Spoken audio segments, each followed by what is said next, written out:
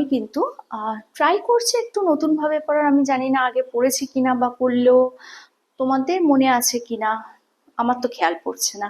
তো যাই হোক, এরকম মনে হলো একটা শাড়ি পরি। আর দাঁড়াও, এটার সাথে সব থেকে বেমানান যেটা লাগছে গো, সেটা হচ্ছে আমার হাতের ঘড়িটা খুলে দিলাম।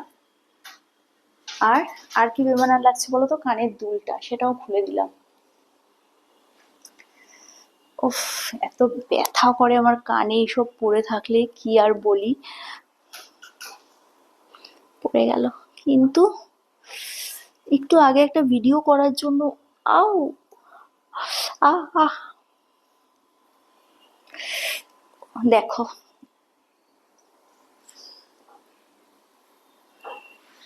তো যাই হোক, এই দুটোই খুলে দিলাম, পুরো একদম খালি এখন। আহ, তো এর সাথে কি যাবে, আমার যদিও নাকেরটা রয়ে গেছে, নাকের গোলটা আমি খুলিনি। হ্যাঁ, নাকেরটা কিন্তু গোল্ড, ওর জন্য শুনিয়ে দিলাম।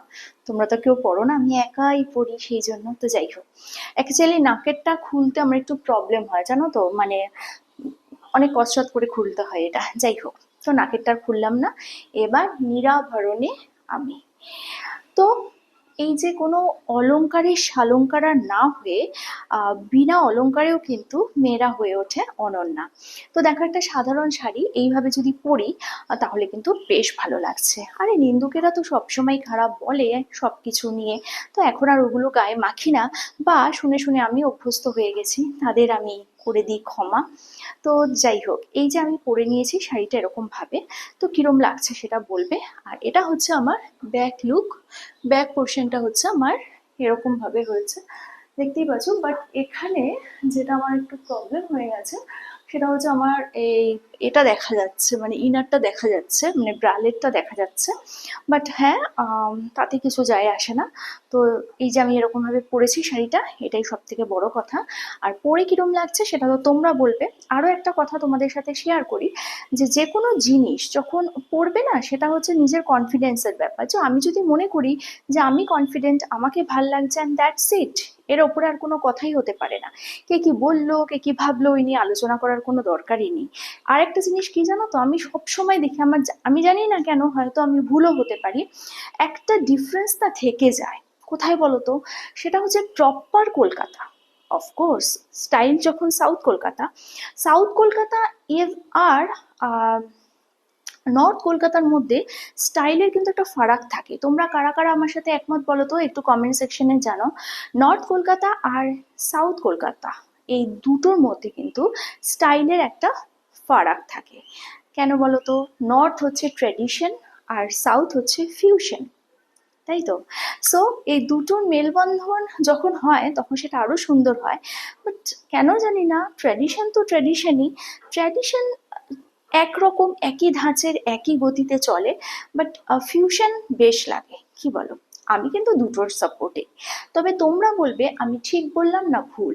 নর্থের স্টাইল আর সাউথের স্টাইল অলওয়েজ আলাদা ছিল, হয়তো ভবিষ্যতেও থাকবে।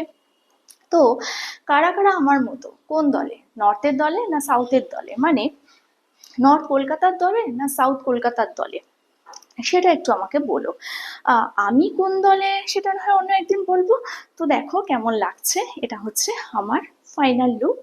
আর এই যে আমি সব গয়নাগাটি খুলে দিয়েছি, কেননা আমার মনে হলো এই ড্রেসটার সাথে গয়না না পরলেও চলে, আর না গয়নাতেই বেশি ভালো লাগে।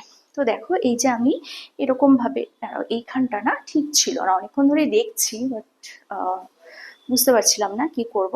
তো চলো, ফাইনালি এবার আমি করে নিয়েছি। আর এই যে ফাইনালি এবার আমি করে নিয়েছি, এটাতে কিরম লাগছে, এই শাড়িটার সাথে এরকম একটা লুক যে আমি ক্রিয়েট করেছি, তাতে কিরম লাগছে।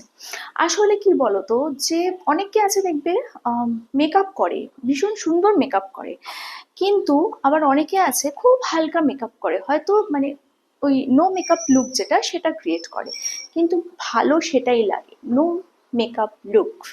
কেননা ওই বেশি মেকআপ করলে কিরকম মেকআপ বুক লাগে, আর যেটা আজকালকার দিনে সব জায়গায় চলে না।